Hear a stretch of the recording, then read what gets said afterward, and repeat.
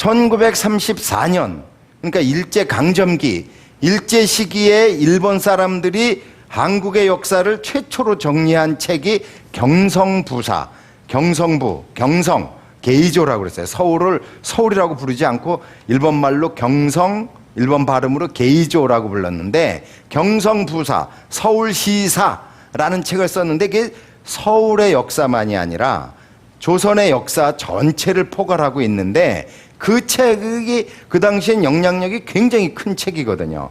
경성부에서 아주 총력을 기울여서 그 일본 그 경성부 권력, 일본 관원의 힘을 막 투자해서 만든 책이니만큼, 그런데 거기도 일본군은 아주 규율이 엄격해서 함부로 노략질하고 불태우고 그러지 않았는데, 조선의 노비를 중심으로 하는 이 간민, 난민들, 이자들이 불만을 품고 장해원, 노비 문적을 보관해서 관리하던, 노비 관리하던 장해원에 먼저 불지르고 이어서 서울을 다 불태웠다, 궁궐을 불태웠다, 이렇게 기록을 했어요. 그게 정설처럼 굳어져서 오늘날까지도 많은 분들이 아직도 그런 얘기를 하고 있어요. 이제 와서 따져보자니 선조실록을 그 주 자료로 옳다고 해야 될지, 선조 수정실록을 옳다고 해야 될지 여전히 나는 모르겠다는 거죠. 판단하기 어렵다는 거죠. 둘 다 그런 기록이 있으니 그걸 판단하기 위해서는 어떻게 해야 되겠습니까? 내가 가만히 돌을 닦다가 이게 옳다 딱 찍을 수도 없는 문제고요. 그럴 때는 어느 게 좋겠어요? 또 다른 자료를 보는 게 필요합니다. 그럴 때는 일본 사람들, 그 당시에 왜군의 일본 군대의 뭐 장수로서 혹은 승려가 이렇게 군대를 따라다니면서 뭐 종교와 함께 기록의 역할, 기록자의 역할을 했거든요. 그런 종군 승려들의 기록이 남아있단 말이에요. 그 왜군이 부산에 들어와서는 서로 경쟁하면서 먼저 서울로 가려고 크게 두 부대가 경쟁을 했고, 이제 본진의 사령부에 해당되는 평수가의 부대는 이제 나중에 들어왔고요. 근데 첫 번째 서울에 들어온 부대가 누구냐면 소서행장, 한자로 소서행장, 일본말로 고니시 유키나가 부대가 먼저 들어왔습니다. 5월 3일 날 들어온 부대가 고니시 유키나가 부대고요. 한 발 늦게 그 다음에 들어온 부대가 가토 기요마사, 가등청정 부대거든요.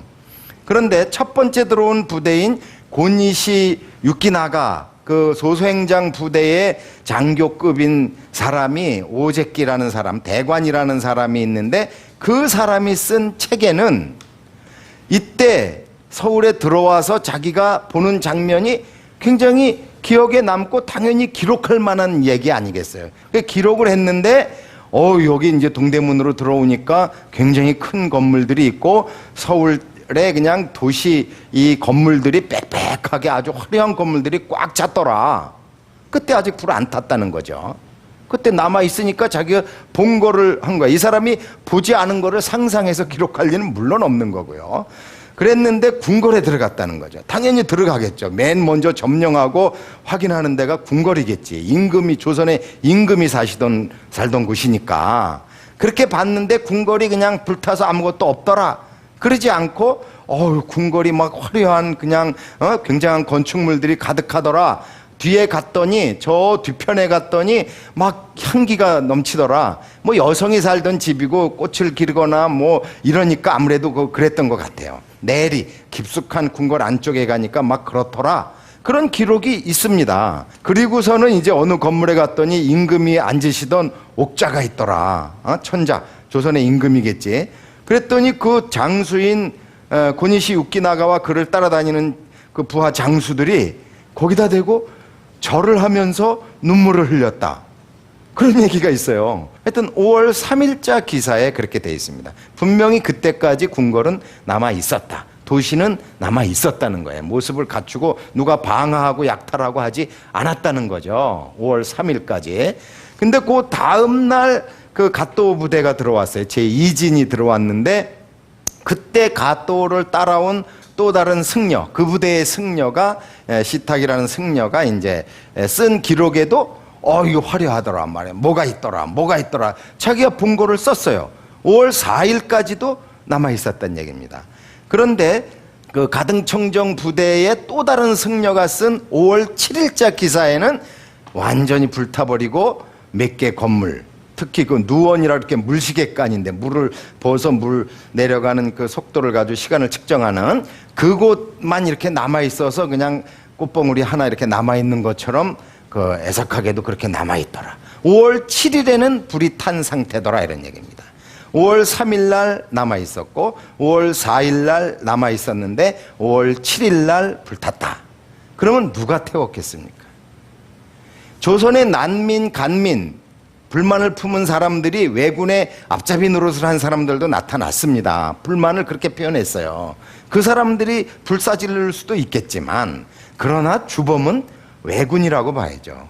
왜군 중에서도 일진 들어왔을 때 멀쩡했으니 일진이 그랬을 리는 없고 이진이 들어와서 바로는 괜찮은데 며칠 뒤에 불탔다 하면은 제2진, 그 아주 초토작전 막 파괴하고 사람들 죽이고 귀를 자르고 막 그런 참혹한 짓을 일삼았던 가또 교마사 부대가 불질렀다는 것이 이거는 기록으로, 그걸 조선 측 기록도 아닌 일본 측 자기네 현장에 있던 장교나 승려의 기록을 통해서 우리는 확인할 수 있는 것이죠.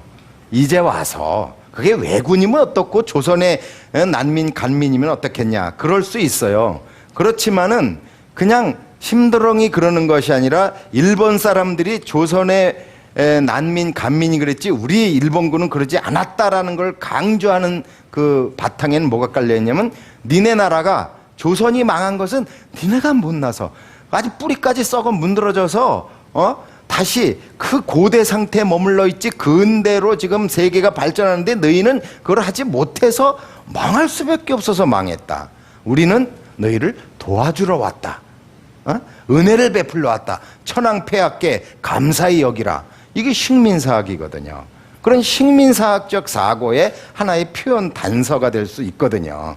그렇기 때문에 사실을 사실대로 확인하는 작업이 매우 필요한 것이고, 그것은 나의 감정, 정서로만 할 것이 아니라 자료를 통해서 냉정하게 판단하는 것이 필요하다, 이렇게 생각이 됩니다.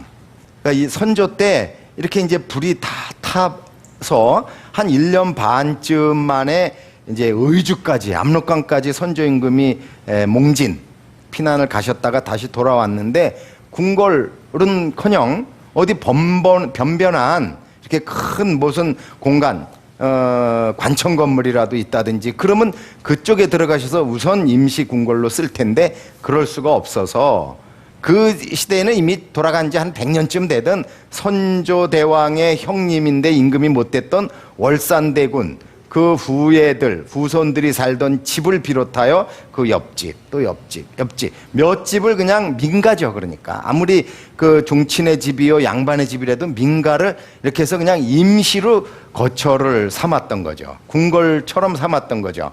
그러니까 그건 궁궐이라고 안 하고 정릉동, 그 지역 이름이 정릉동이니까 정릉동 행궁, 임시 거처다, 이런 뜻이거든요. 행궁은 정릉동 행궁이라고 그러면서 이제 선조는 사셨고, 선조 말년에 한 10여 년 이제 전쟁 지난 뒤에, 그로부터 전쟁 끝나고 몇 년 되니까 이제 궁궐을, 종묘를 다시 세우고 궁궐을 복구해야 되지 않습니까? 그래서 선조 때 그런 방침을 정하고 준비를 했어요. 그래서 가서 현황을 조사하고 궁궐의 건물들은 뭘 줘야 될지 그걸 도면으로 그려오고, 궁궐을 청소하고 막 기와장이니 잡촌이 막 있었을 거 아닙니까? 그거를 청소하고 그런 작업까지 했는데, 그럴 때 당연히 어느 궁궐부터 다시 지으려고 했겠습니까? 그건 경복궁이죠. 처음엔 당연히 경복궁, 법궁, 제1의 번듯한 공식적인 궁궐인 경복궁을 다시 지으려고 이제 준비를 했는데, 이상하게 그 시대에는 선조 광해군 때는 술사들, 이게 길하다, 흉하다, 여기가 좋네, 나쁘네 하는 사람들이 굉장히 영향력이 컸던 것 같습니다. 그러니까 경복궁은 불길하다, 이런 얘기가 막 이제 이렇게 나오기 시작하면서 그냥 뚜렷한 어떤 논리적인 근거 있는 결정도 아니게 경복궁은 버려두고 궁궐은 창덕궁으로 대상이 슬그머니 바뀌어서 공사가 진행이 됐던 것 같습니다. 그러니까 이게 공식 기록에 나오지도 않아요. 대상이 어떻게 바뀌었는지. 그러다가 선조 임금은 새 궁궐에 들어가 보지 못하고 궁궐 공사가 지지부진했죠. 아무래도 전쟁 끝에 뭐 여러 가지 형편이 어려운 상황 속에서 그 다음에 임금이 된 사람이 광해군이거든요.